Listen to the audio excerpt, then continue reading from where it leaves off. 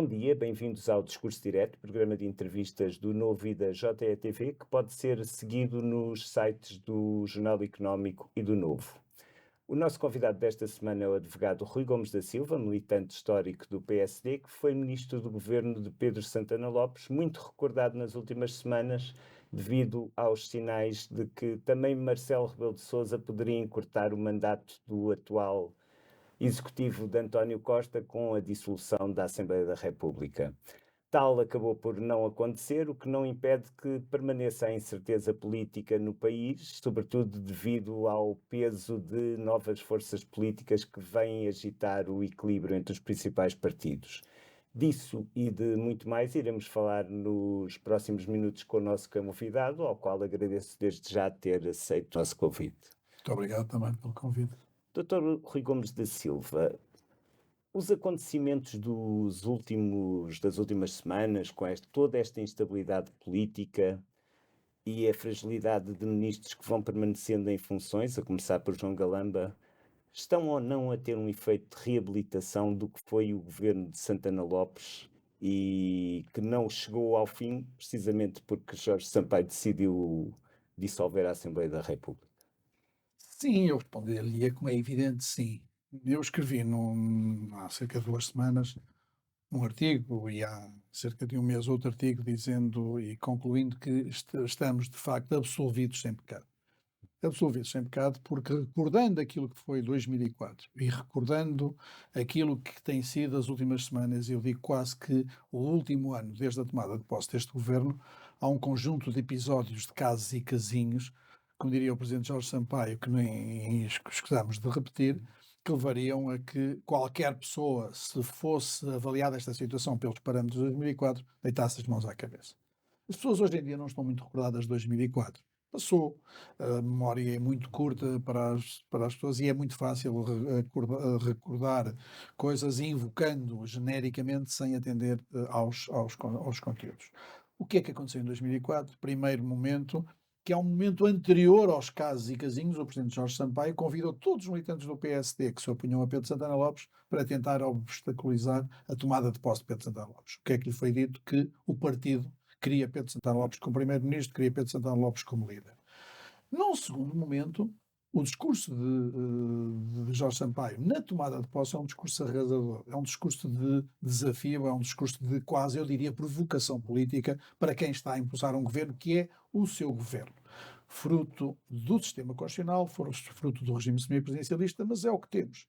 E acontece num momento de grande calor, o primeiro-ministro, na tomada de posse, salta 2 páginas pelo calor, pela má disposição que tinha, e isso é considerado, repara, um atentado ao normal e regular funcionamento das instituições.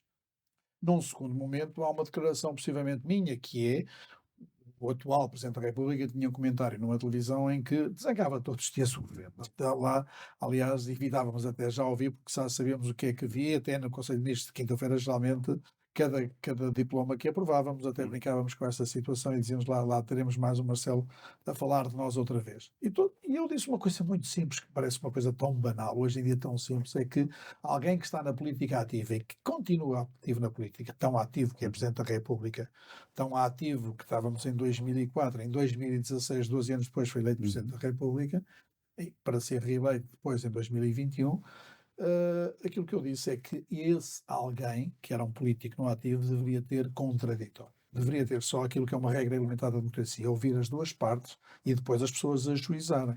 E isso criou um conjunto de falsidades, de mentiras e de casos, os tais casos e casinhos, que levaram a que as pessoas tivessem uma percepção errada do que era a realidade. Foi um Aliás, rastilho. foi o rastilho.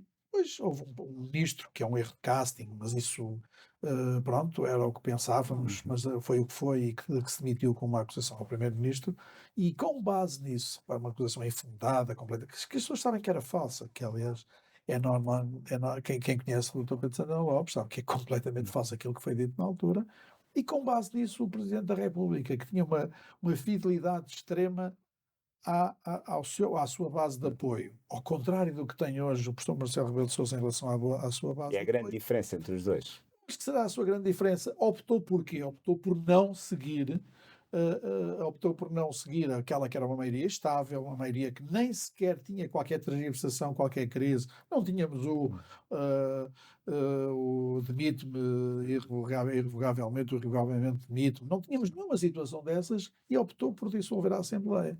Porquê? Porque sim, se achava confortável, fez tudo para que as sondagens levassem o partido da oposição, o Partido Socialista, o seu partido até a maioria absoluta. Sim. A história, como diria o Fidel Castro, não é? A história nos absolverá.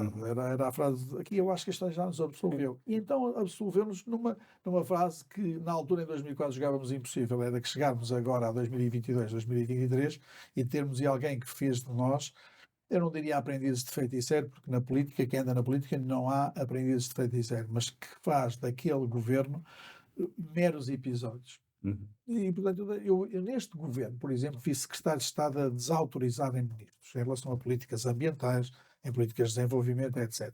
Eu lembro, na altura, estávamos a discutir o orçamento e o ministro da Economia saiu da sala e foi-lhe perguntar se ele achava que devia baixar o IRC. E ele disse que sim, isso é uma coisa normal. A seguir sai o ministro das Finanças e diz o que é que acha sobre o IRC a seguir. Tinham falado, ele disse, acho uma coisa. Aquilo deu para semanas, a Inês deve-se lembrar, deu para semanas de títulos, etc., de discordância total entre membros do governo. E, portanto, a política é feita destas coisas. A gente também sabe que não é que as notícias são feitas um bocadinho ao. Eu não diria que não há vontade dos jornalistas, mas são feitas um bocadinho à base daquilo Da que são polinização. das ondas que, não é? O Mário Sá Carneiro dizia no ar que tudo existe, não é no éter, é lá que tudo existe, é lá que tudo acontece. Eu acho que aqui a política também é no ar que tudo acontece em relação a essa criação desse efeito de onda que leva as pessoas para um lado ou para o outro de acordo com o que é a maioria. É muito difícil, determinadamente, correr contra a maioria. E saltando agora para 2023, diria que Pedro Santana Lopes tem sabido gerir bem esta situação para elevar as suas hipóteses como possível candidato presidencial do centro-direita? Samuel Churchill que dizia, não é? Que só se morre uma vez, mas na política morre-se muitas vezes.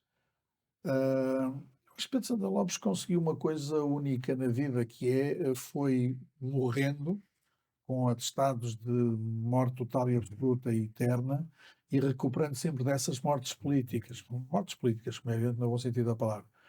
E sendo talvez a pessoa que mais ganhou, que mais combateu pelas ideias em que acreditava, que menos se satisfez, que menos se aconchegou ao poder e que, portanto, e em função disso teve as vitórias que teve e também teve as derrotas que teve, mas é de facto um lutador. Em relação às presidenciais, acho que sim, ele dizia um dia destes, eu não o quero parafrasear, mas citando, dizia-lhe ele dizia que era a pessoa com mais capacidade, com mais conhecimento e com mais experiência. E é de facto. Mas eu acho que as eleições em Portugal, com exceção de 1986, 86, nunca tiveram segunda volta, foram sempre resolvidas à primeira volta. Eu acho que é também, não diria que é um dos erros, porque o povo é sempre soberano, mas é de facto um momento em que as pessoas nunca quiseram discutir verdadeiramente o que é o Presidente da República, o que é que o Presidente da República vem, ao que vem e o que entende. Porque não precisaram os Presidentes da República eleitos, normalmente à primeira volta, de discutir abertamente o que é que pensam do exercício das suas funções e em relação à forma como vão exercer o seu mandato, nomeadamente o segundo mandato. Então, esse sim é um passeio. O que é que o regime permite? Permite que o primeiro mandato seja um mandato de conciliação com o governo e o segundo mandato seja um mandato de liberdade total em relação àquilo que ele pensa. Nem sequer diga em relação às suas opções políticas, mas é aquilo que o Presidente da República pensa, assumindo-se praticamente como contraponto executivo e como contraponto político e não da magistratura de influência, não do cargo de unidade de Estado e da União de Estado, que deve ser a forma de exercer o cargo como chefe de Estado. Mas eu acho que nas próximas eleições presidenciais vamos ter aquilo que nunca tivemos em Portugal, que é a possibilidade, quer à direita, quer à esquerda, termos umas primárias que vão determinar que as pessoas se candidatem em função de um determinado paradigma para a função presidencial e em relação depois, numa segunda volta, a possibilidade de juntarmos essas mesmas maneiras de pensar e até pessoas cruzarem os espectros políticos. Eu acho que pela primeira vez à direita podemos ter Pedro Santana Lopes, a tal pessoa que o próprio, e eu próprio também acho que é, e eu mesmo também acho que, que é a pessoa mais qualificada e mais bem preparada para as funções, independentemente dele ter dito que não o queria, mas podemos ter um Dr. Luís Marques Mendes, podemos ter um almirante, o atual chefe de Estado-Maior da Armada, Coloca-o na direita, Gouveia. o Melo Gouveia. mas posiciona-o na direita. Sim, acho que sim. Certamente no meio do aspecto político, mas se o tivesse que posicionar, posicionava à direita. Podemos ter o Dr. Paulo Portas, pelo menos esta possibilidade de termos estes 3 ou 4 candidatos, portanto já vamos em 4, e não descartemos de à esquerda também haver essa hipótese. Teremos obrigatoriamente o Dr. Santos Silva, e eu acho que poderemos ter o Dr. Francisco Assis, poderemos ter o Dr. Andrão José Seguro, e eu acho que se tudo lhe correr bem a ele e mal ao país, poderíamos ter o Dr. José Sócrates, o engenheiro José Sócrates também candidato presidencial.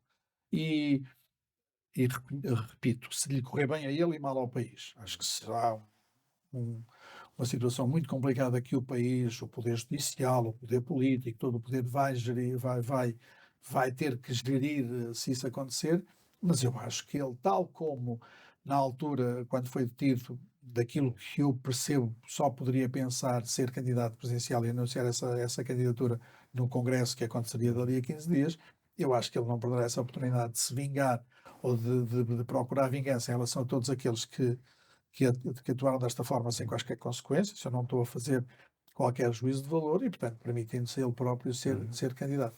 É a minha convicção pessoal que vamos ter pela primeira vez 4 ou 5 candidatos à direita e 3 ou 4 candidatos à esquerda. O amigo de José Sócrates, Lula da Silva, pode servir de fonte de inspiração para uma candidatura Eu presidencial. não quero comparar duas situações, até porque. Mas acho que sim, é uma possibilidade. É uma possibilidade de fazer dessa candidatura, depois também de uma detenção, de uma determinada situação, fazer dessa candidatura algo mais forte e algo mais plausível e mais aceitável pela democracia portuguesa. Se isso vai acontecer ou não, estamos aqui a criar cenários. Não sei se o Dr. Marcos Mendes vai ser candidato, não sei se o Dr. Santana Lopes, apesar de falar muito com ele, vai não ser candidato. Tudo depende da avaliação que cada um fizer no seu momento.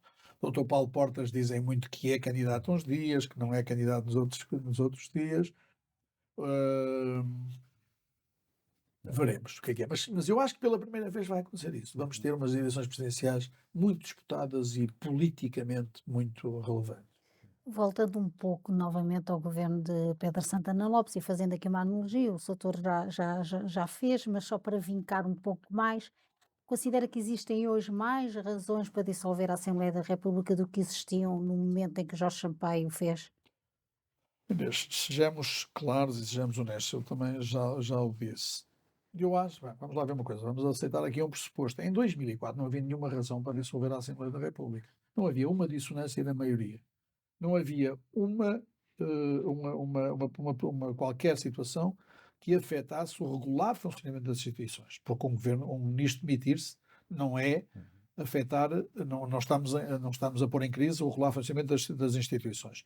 Um ministro, na altura ministro dos Assuntos Parlamentares, por fazer uma declaração num ato partidário, dizendo que o presidente, que um comentador era um político não ativo e que todos os dias desancava no governo, o desancava estamos nós aqui a fazer, não utilizei essa palavra, não é pôr em causa o regular funcionamento das instituições. E, porventura, qualquer ministro que pressionasse um órgão de comunicação social num determinado sentido, não é pôr em causa o regular funcionamento das instituições. Quando muito o Sr. Presidente da República se sentisse incomodado com isso, pediria aquilo que na altura o mesmo Presidente da República pediu ao engenheiro Guterres, que era não quer um ministro. Lembramos-nos que o engenheiro Armando Vara foi impedido de continuar como ministro por pressão do Dr. Jorge Sampaio, e ainda agora tivemos o Dr. Marcelo Rebelo de Sousa, que entendeu que havia um ministro que não tinha nenhumas condições, ou não tinha nenhumas condições para continuar no governo. O primeiro-ministro entendeu que sim, é a primeira vez que isto acontece também na história constitucional portuguesa.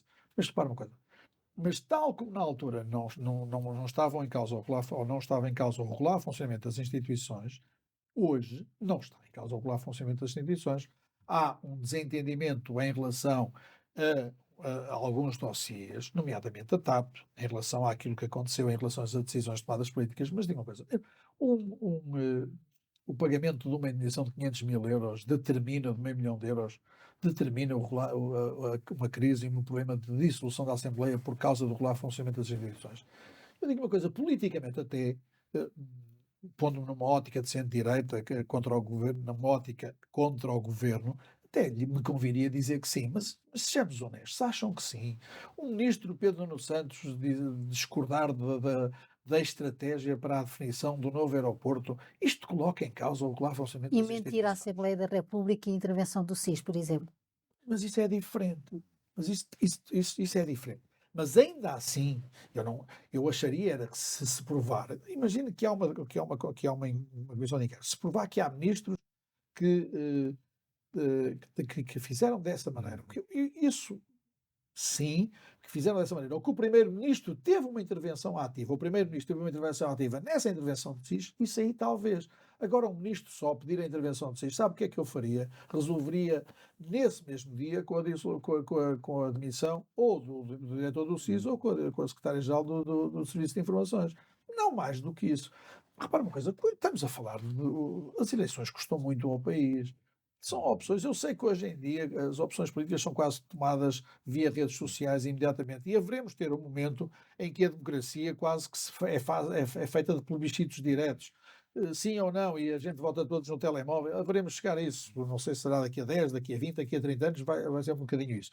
O que levanta um problema com a democracia representativa, que é o modelo que temos. E o modelo que vamos ter essencialmente um modelo que é o modelo do espaço e o modelo do tempo. Isso terá a ver com outros critérios.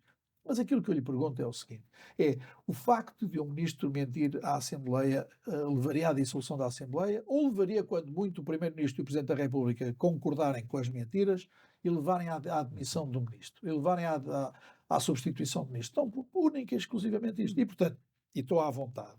Tive muitos momentos em que estive na Nova Esperança, ao lado de Marcelo Rebelo de Sousa, com quem estava quase todos os dias. Aliás, agora no dia 11 de maio, completaram-se agora 37 anos que fui eleito para um primeiro órgão, minha primeira eleição para o órgão do Conselho Diretivo da Faculdade de Direito, na altura com o professor Marcelo Rebelo de Sousa e com o Dr. Pedro Santana Lopes, depois estivemos ali cerca de um ano e tal, e depois estive contra Marcelo, apoiei-o na primeira eleição, etc. Aliás, ele foi muito simpático. No último programa que teve na TVI, quando despediu do comentário político, foi muito simpático comigo, dizendo que estavam ultrapassadas todas essas discordâncias e não sei o que mais do tempo de 2004. Mas digo uma coisa, era fácil agora dizer que não, mas eu não posso estar mais de acordo do que estou com Marcelo Rebelo de Sousa. Não havia razões para a dissolução. Portanto, neste momento, na sua opinião, não existem fundamentos para a dissolução da Assembleia da Neste momento República. ainda não. E repare, e é por isso que até quando não compreendo, por exemplo, a posição do PSD. O PSD, que depois do discurso do Presidente da República demorou não sei quanto tempo, demorou quase 24 ou 14 horas, 14 horas a reagir, quando estava à espera de uma coisa completamente ressonante, uma coisa explosiva, não é? Veio dizer aquilo normal, que é uma coisa que quando não sabemos o que é que queremos dizer, dizemos sempre que não tememos, mas também não queremos, mas também não tememos, não é? As coisas normais. É como quando não queremos também pronunciar sobre o caso de justiça, dizemos à política o que é da política, à justiça o que é da justiça, e assim resolve tudo e pronto, e está. E as pessoas depois, quando chegamos lá atrás, dizem, pá, muito bem respondido, muito bem respondido, aquilo foi quando são aquelas respostas clássicas. Mas repare, mas aí perceberia que o PSD dissesse muito bem, é isso mesmo. Mas, e não tenham vergonha deixe-me lá encontrar aqui, de se penitenciarem dos erros que cometeram em 2004. Porque na altura de 2004 havia que deitar abaixo aquele governo, porque havia uma pessoa que queria ser eleito Presidente da República em 2006 e não podia lá ter um governo do seu partido para ser eleito, para ter a campanha que teve. E havia outra pessoa que queria ser eleito 10 anos depois, em 2016, e não podia ter alguém que não fosse o professor Cavaco Silva a ser eleito em 2006 para ele ser eleito em 2016. Porque se fosse alguém em 2006, o professor Cavaco seria eleito em 2016. Eu estaria a arriscar muito se eu dissesse que Jorge Sampaio tinha um objetivo político e Marcelo não tem neste momento como ter um objetivo político, porque não existe uma alternativa. Não. Vamos lá ver uma coisa. Não, eu acho que a própria estratégia, quer do Presidente da República, quer do PSD, levaram a que a direita fique sem objetivo político neste momento. Porque, repara uma coisa, nas sondagens e que depois determinam a variação do voto, há duas coisas que determinam que se influenciam uma à outra. Uma é a opção de voto, em quem é que eu vou votar, e a outra é a percepção da vitória.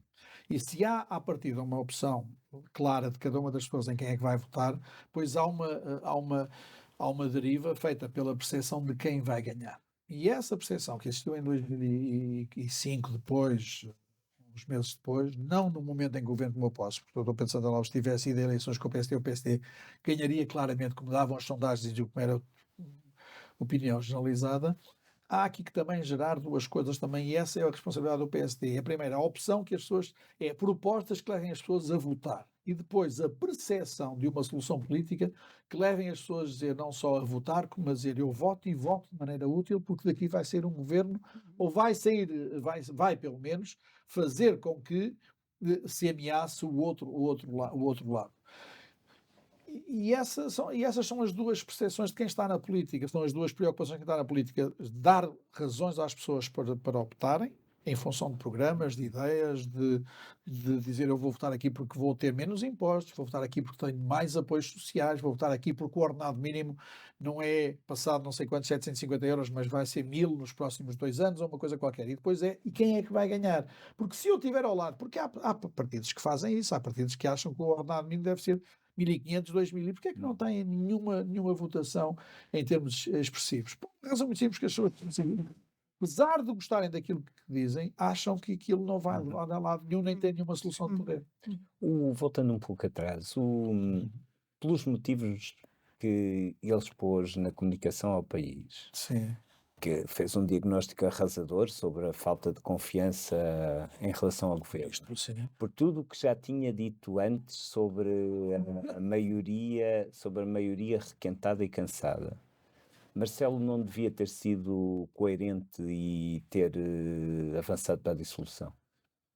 Não por aquilo que eu lhe disse anteriormente, repara, mas isso não poderia, até determinadamente poderia, mas eu acho que não se justificava, não estava em causa. E Marcelo tem outro problema, é que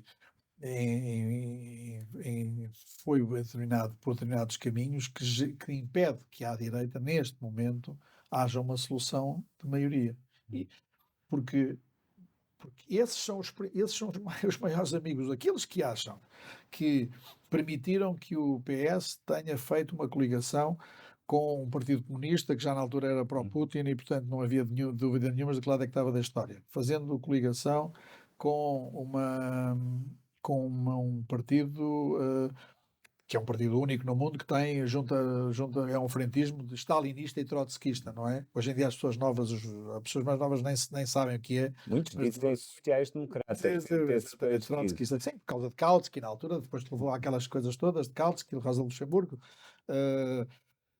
Trotsky, depois, Stalin, etc. Todas aquelas que estão para o Lenin e próxima da segunda internacional, da terceira internacional, da quarta internacional, depois, etc, etc. Mas isso são outras histórias que depois não são para aqui chamadas em Portugal. Mas o PS esteve com eles, não é? O Presidente da República entendeu que deveria ser ele próprio o mentor de uma nova ideia de maioria à direita, sabendo que a maioria que ele quer é impossível, não é? E quando se pedem impossíveis, a política tem horror a impossíveis e tem horror a vazios, e portanto é por isso que continuam as mesmas soluções. Focando aqui um pouco em Marcelo Rebelo de Sousa, tivemos um episódio em que ele é claramente desautorizado pelo Primeiro-Ministro. Aliás, acabou de dizer que acabou de dizer que foi caso único, não é? Que se conheça. Já houve o Mário Soares a fazer o mesmo, mas isso foi ao contrário, não é? Neste caso, o Primeiro-Ministro desautoriza o Presidente da República, considera que o Marcelo Rebelo de Sousa, apesar do tal diagnóstico arrasador que fez, sai fragilizado no seu poder da palavra, no seu magistério de influência? Eu diria que sim, mas a história não se faz dos momentos imediatos. Eu acho que naquele momento saiu. Naquele momento a intervenção de Marcelo, como fez, saiu fragilizado, acho que sim. Costa sai como o grande vencedor da noite, não é? Na Monumental de Madrid teria tido ali uma saída em ombros pela porta grande, mas a vida não é feita daquele momento. E eu acho que eu diria mais, o povo português não gosta que se humilhe o chefe de Estado. Tem aqui uma percepção, eu não diria monárquica, não é? Mas temos uma percepção do respeito, apesar de tudo, pela figura do chefe de Estado. E eu acho que aquilo que António Costa fez foi uma provocação gratuita ao Presidente da República. E eu acho que, conhecendo pouco António Costa, mas minimamente Marcelo Rebelo de Sousa, acho que essa atitude lhe vai custar muito caro. Acho que Marcelo, até ao fim do mandato, com o respeito por aquilo que são as funções do Presidente da República, com a grande dignidade institucional que poderá pôr nessa situação, eu acho que não descansará enquanto não terminar com o governo António Costa. E que Marcelo é que tem visto desde então? É. E qual é que gostaria de ver? Sim. Mais comedido, parece. Sim, Marcelo está essencialmente comedido. Marcelo exorbitou as suas funções em dois momentos. Um momento em que andou ao lado do governo, não é? Um momento depois em que passou a falar da dissolução todos os dias e que levou o último. Lembra-nos uma coisa: que os excessos de andar ao lado do governo e os excessos da dissolução levam àquela coisa perfeitamente uh, anormal, que é o Presidente da República andar a visitar os sítios do PRR um dia antes da crise, não é? Se virmos, o Presidente da República visita os sítios do PRR e não sei o que mais. E no dia seguinte da comunicação social, ou nos dias seguintes, temos dois recados. O primeiro recado é: o Presidente da República nunca mais faz este frete ao Governo. Segundo recado, António Costa avisa Marcelo que, se dissolver, ele continuará a ser candidato para ganhar as eleições para desautorizar Marcelo Rebelo de Sousa. Repare, porque depois temos aqui outra narrativa, é que Jorge Sampaio, em 2004, nunca disse, a Inês lembrar-se disso, nunca disse que nos primeiros momentos, que se Santana Lopes ou o PSD ganhasse, e na altura não podemos esquecer que o CDS fez tudo para não ir em listas conjuntas. É bom que não se reescreva a história, para impedir a tal percepção de que poderíamos ganhar. E depois isso levou à maioria de José Sócrates. É nos últimos momentos que isso acontece. Mas eu sei porque estive lá dentro, eu sei porque tenho toda a parte mental, eu sei com quem é que reuni, com quem é que falei e com quem é que em determinado momento impediu que houvesse listas conjuntas e quais foram as razões de impedimento das listas conjuntas e quem é que no CDS se pressionou muito para que não houvesse listas conjuntas e aquilo que me era dito, portanto, não é que estivesse nas reuniões, eu não tenho esse dom da ubiquidade partidária de estar num e noutro partido, mas a história, reescrevendo a história, quer dizer depois, se o PSD ganhasse, eu Presidente da República, admitia. Antes disso, nunca ninguém ouviu, antes do resultado eleitoral. E, portanto, não vamos aqui obrigar a que Marcelo, dizendo, mas eu, se dissolver, tenho que me demitir se o resultado for outro. Antes, pelo contrário, o Presidente da República aquilo que tem que dar é a voz aos portugueses, se esse for o seu entendimento. Ponto 1.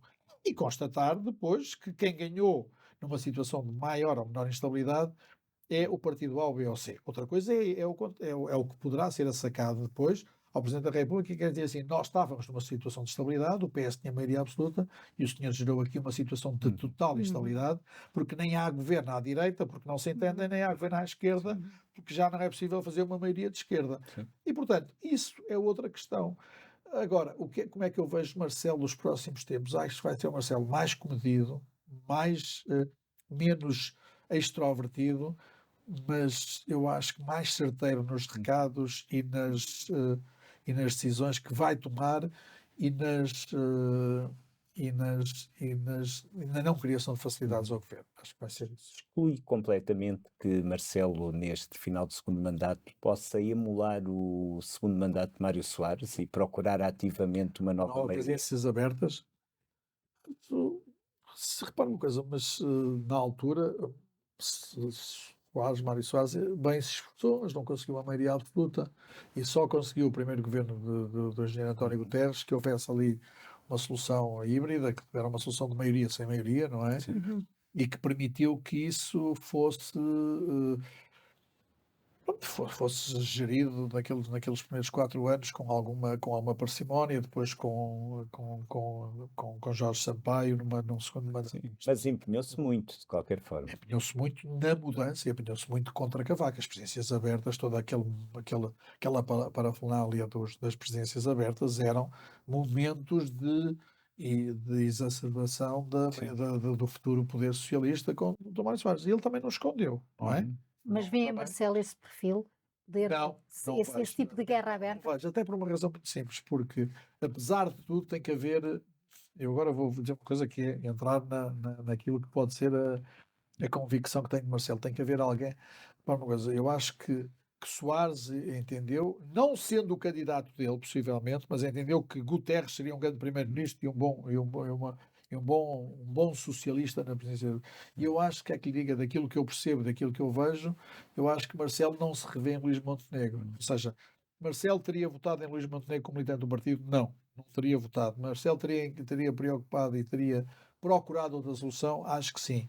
E por isso eu não diria que está de pés e mãos atados, porque na política ninguém está de pés e mãos atados, mas esta sensação de fragilidade que Marcelo pode ter, que é, de um lado tem um primeiro-ministro com o qual agora está numa guerra fria, já agora que estamos todos a falar disso, Sim. que é verdadeiramente uma guerra fria, não é? Com uma cortina de ferro e, portanto, e do outro lado tem alguém com quem que não se revê e que acha que é o pior que há, que é a gente estar num sítio, num partido, não é dizer assim, pá, este gajo não, peço desculpa desta terminologia, mas pensamos para nós mesmos, este gajo não chega lá, este não vai lá. Também considera que Luís Montenegro não é um líder carismático? Não, já o disse. Há uma coisa muito ligada. O PSD sempre teve. Os líderes que ganharam sempre foram líderes carismáticos. Máxima, Francisco Sá Carneiro e depois Aníbal Cavaco Silva. E depois, de alguma maneira, Pedro Passos Coelho, embora começava o carisma com pessoas, a gente reconhece o carisma em pessoas mais velhas, quando elas começam a ser mais novas do que nós, começa a ser difícil vermos carisma, até porque vimos na altura a nascer politicamente, etc. E, portanto, mas o problema do Luís Montenegro não é um problema meu, é um problema de o país não lhe reconhecer Luís Montenegro. Eu diria quase que Luís Montenegro está mais preocupado em ganhar o próximo congresso do PSD do que em ganhar as próximas eleições legislativas. Ou seja, não sentindo capacidade de ganhar as próximas eleições legislativas, o que é que neste momento ganhar o próximo congresso? E é por isso que o discurso é todo feito interiormente, o discurso é todo feito para dentro, o discurso é todo feito para para os presidentes de Câmara, para os presidentes distritais, as tais presidências abertas internas são feitas no contacto com os militantes e não com aqueles que ele já tem teoricamente conquistados e não com aqueles que ele tem que conquistar. E, portanto, eu se disse assim, mas até uma coisa mais fácil para mim seria estar aqui a elogiar Luís Montenegro e estar a dizer, mas acho que não. E se me perguntam, será o próximo Primeiro-Ministro de Portugal? Tenho algumas dúvidas, mas enfim, tenho muita pena, porque quem está no partido, como eu estou desde 1977, tendo muitos anos disto, muitos anos, já tendo passado por todos os cargos que eram possíveis e imaginários, eu acho que só ainda não fui presidente da mesa de congresso, presidente do partido e presidente do Conselho de Justiça Nacional, de resto já fiz tudo, não é? E, portanto, acho que tenho muita pena nisso, mas acho que é isso. Acho que ele se preocupa mais em ganhar o próximo Congresso, permanecer lá mais tempo, porque aquela velha teoria, quem ganha as eleições não é quem, não se ganha as eleições, os outros é que perdem, e, portanto, se ele lá tiver mais tempo, tem mais hipóteses de António Costa perder. E, portanto, o que o preocupa não é ganhar as próximas eleições, que ele sabe que pode não as ganhar, mas é não perder o Congresso, porque isso permite dar lá mais tempo. Considerou uma vez, penso eu, numa entrevista, que o Rui Rio colocava o PSD muito à esquerda. Como é que olha para, ideologicamente, para o PSD de Luís Montenegro? Nem à esquerda nem à direita, eu não percebo porque é que Luís Montenegro é politicamente. Porque Luís Montenegro poderia ser alguém que tivesse uma visão social-democrata, uma visão muito à esquerda, mas em termos de valores, eu acho que Luís Montenegro é ligeiramente à esquerda. Em termos de economia, não se percebe o que é que ele quer. E, portanto, está um bocadinho à espera, sem nenhuma proposta concreta, as tais opções que me levariam de primeiro a dizer, é isto que eu quero. E depois as percepções de que ele vai ganhar, então vou também eu votar nele, as pessoas que ainda não tinham decidido. Não há nenhuma razão que me leve, neste momento, por opção, a dizer isto. Aos cartazes, eu consigo, eu vou conseguir, eu consigo, ou vamos ganhar consigo, ou temos isto, nem com a maioria eles conseguem, etc, etc. Mas isso não significa que haja verdadeiras razões. Assim, temos aqui um projeto ideológico forte, temos aqui um projeto ideológico do qual vale a pena. E que só com base num projeto ideológico e num projeto muito determinado e sabendo o que se quer é que se consegue ganhar eleições. Eu volto a Aníbal Cavaco Silva em 1985. Cavaco Silva ganha a Figueira em maio. Fez agora anos, não é? Ou está a fazer agora anos. Está a ver, não sei se 17, 18, 12, 13, 14, é uma coisa assim.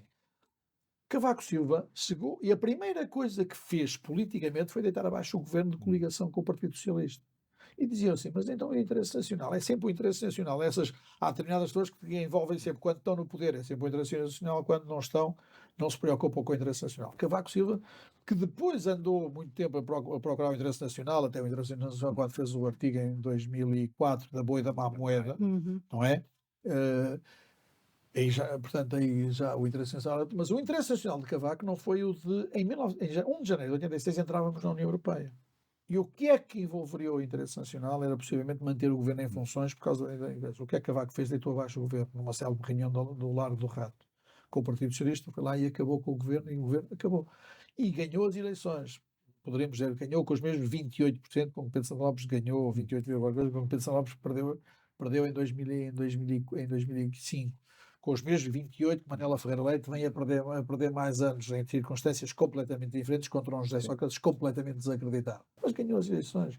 E teve um governo único em Portugal, que foi o governo de maioria, dado de bandeja pelo general Ramalhianes, a quem a história terá que fazer a sua homenagem nesse aspecto, e pronto, e depois a partir daí são as histórias conhecidas da maioria absoluta. Mas o que é que aconteceu? Cavaco tinha proposta para o país.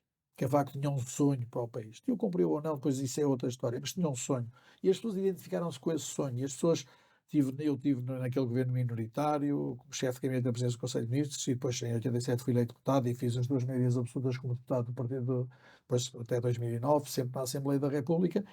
E na altura aquilo que acontecia era que havia ali um sonho. Eu lembro desse governo, a gente não sabia se ia para a rua no dia seguinte, se podíamos cair na Assembleia. Foi talvez, e depois recordando com pessoas que foram ministras desse governo, secretários de Estado, etc., chefes de gabinete, adjuntos, e era uma união tão grande, tão grande, tão grande, que motivou e que deu depois as 2 maiorias, porque havia ali um sonho de, como geração, não falharmos. E isso foi aquilo que motivou aqueles 10 anos de Cavaco Silva. Sá Carneiro, agora voltemos atrás, Sá Carneiro 79. Sá Carneiro tinha um sonho também, que era o sonho de mudar Portugal. E repare uma coisa, até em termos políticos, teve a ver com isso um bocadinho com aquilo que se discute. Sá Carneiro teve um primeiro Conselho Nacional que impediu listas conjuntas. Eu no dia deste estava a falar com o engenheiro Ana Coelho do Correia, que me recordava esse tempo.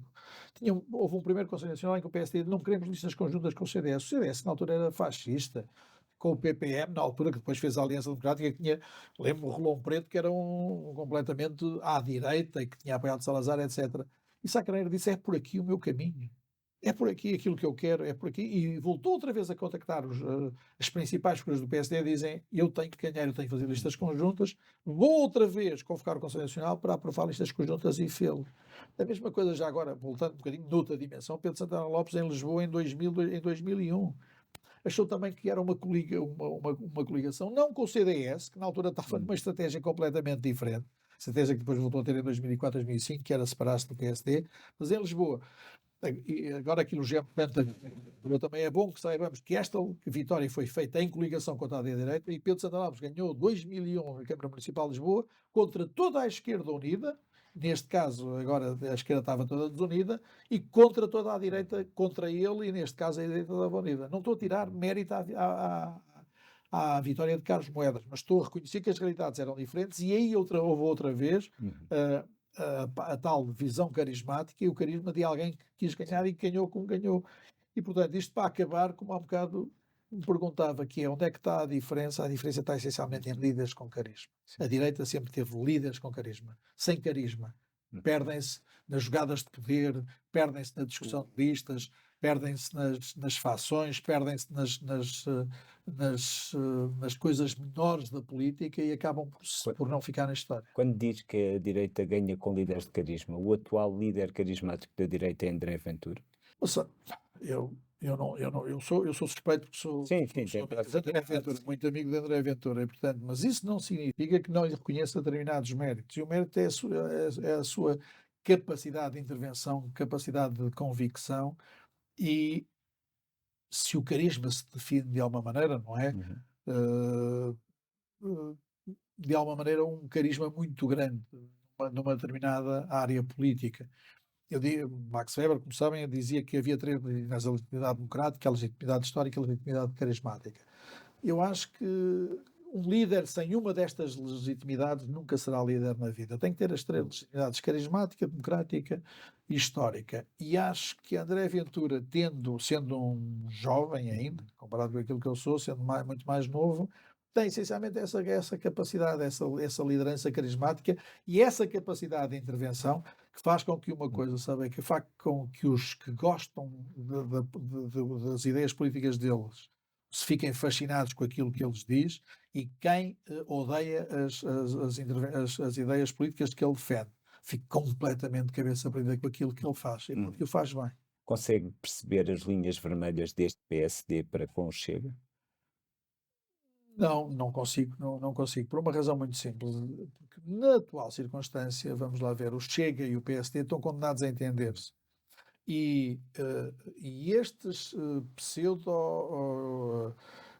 pseudo-frentistas de esquerda contra o Chega dentro do PSD são o maior seguro que António Costa pode ter. A política do PS foi muito clara desde o princípio, só que é privilegiar a discussão com o Chega. Santos Silva faz isso na perfeição, mesmo que depois se perca nas gravações no gabinete, explicando as razões que o levam a ter essa atitude, mas faz isso na perfeição, que é privilegiar o Chega e o PSD não perceber que esse privilégio do Chega e esse ataque ao Chega, que alguns deputados batem palmas, é aquilo que mais faz com que o PSD perca votos. Por uma razão muito simples. Eu há um bocado tinha dito, o PS fez uma aliança com o Partido Comunista e com o Bloco de Esquerda sem nenhum problema de consciência. É evidente que, fala em linhas vermelhas, eu permitiria mais as chamadas linhas, eu permitiria linhas laranjas, é evidente que eu nunca estaria, e digo uma coisa, um dia destes, há uns meses, fui convidado para umas jornadas parlamentares do Chega. Eu sei que a notícia é ter ido ao Chega e não aquilo que eu lá disse. Mas, de facto, aquilo que eu lá disse também, falávamos de Constituição Constitucional, é assim, eu sou completamente contra a pena de morte, completamente contra a castração química em determinadas circunstâncias, completamente contra a prisão perpétua, completamente contra, mais um conjunto de ideias. Essas serão as linhas vermelhas. Mas acredito que um governo qualquer do PSD não possa deixar de ter essas linhas laranjas ou linhas vermelhas, incluindo no programa de governo. Passa pela cabeça votar qualquer que seja a minha situação na vida ao lado de uma prisão perpétua ou de uma situação de pena de morte. Para mim é completamente impensável. Mas acredito é que temos que ter a capacidade política de, num programa de governo, por exemplo, com o Chega, ter isso. Se me pergunta se acha que o Chega e o PSD estão condenados a entender, se estão. Acho que um possível governo à direita, ou governo de centro-direita, terá que meter obrigatoriamente o Chega. E quando me perguntam, mas então e a Iniciativa Liberal? Disse, olha, o que eu não percebo é este entendimento e este fascínio com a Iniciativa Liberal, com a agenda que tem de realidades alternativas, de situações completamente que têm a ver com a esquerda. Alguém me dizia, que eu aqui parafraseando esse alguém, dizia ontem que a Iniciativa Liberal parece-me um bocadinho o Bloco de Esquerda com cartões de crédito na carteira, com muito dinheiro. E, portanto, este fascínio pela Iniciativa Liberal é um fascínio construído para tentar desacreditar, para tentar afastar o PSD do Chega. Mas o PSD e o Chega, numa relação de 2 para 1, como hoje em dia temos, de 15 ou 13 para 28, uma coisa qualquer, portanto, é uma relação que não é passível de ser afastada. E quando há um bocado dizia, quando o Presidente da República dizia, mas não quero nenhuma maioria com o Chega, é ele próprio a excluir-se a possibilidade de fazer história arranjada a algum governo. Ele diz assim, mas eu não quero ser o Presidente da República, admito que ele tenha este pensamento, não quero ser o Presidente da República que mete o Chega no governo, mas então porque é que não é ele com a tal magistratura de influência que convence o Chega a não ser, não diria tão radical no discurso, porque se formos comparar, então se foi as presidências de Marcelo do que foram as presidências de Marcelo dentro com conferências de imprensa todos os dias, não é? E há quem diga que hoje em dia tem que ser radical para ser relevante na política, porque não sendo radical neste mundo de radicalismos, uma pessoa que não seja radical não é relevante na política. Mas então que Marcelo seja o tal magistratura de influência para que se afaste dos extremos os partidos que podem entrar no tal arco governamental, num tal arco de governo, do qual até António Costa, o PC, estava completamente excluído. Um dos remédios para conter o Chega e também a Iniciativa Liberal é o PSD nas próximas legislativas dar a mão ao CDS, integrar o CDS nas suas listas? Não, para uma coisa, eu não estou a excluir ninguém. Não concordo aquela agenda completamente libertária do Bloco de Esquerda que a Iniciativa Liberal tem. Das duas, uma, é um partido de centro-direita e é um partido liberal, ou então é um partido liberal nos valores, não é? E então não fazem parte da minha, do meu, da minha possibilidade de alianças, não é? Ah, Agora, quando me fala de. Portanto, eu acho que esse bloco de direita terá que se fazer. Quando me fala do CDS, o CDS está numa posição muito difícil. Eu digo, acho que o problema do CDS não foi o anterior presidente, Francisco Rodrigues Santos, terá sido a anterior liderança, que não se percebeu que era perfeitamente irrelevante politicamente e errática nos seus conteúdos, e portanto não se percebeu o que é que queria, e que levou o CDS a esta situação. E portanto não me culpem Francisco Rodrigues dos Santos, na minha perspectiva, daquilo que o CDS hoje esteve. Possivelmente Nuno Melo teria sido o melhor líder quando Paulo Portas saiu, não quis, e veremos agora. Agora, eu acho que há uma história. A gente não pode de um momento para o outro deitar fora toda a nossa história. O PSD ou foi governo sozinho ou foi governo com o CDS. Ainda com o PPM, na altura, entre 80 com Francisco Sá Carneiro, depois 81 e 82 com o Francisco Pinto Balsemão. Foi governo sozinho, depois de 85 a 95, e depois com o CDS outra vez, quer com Durão Barroso, quer com Pedro Santana Lopes. Foi governo no Bloco Quer Central, em boa verdade.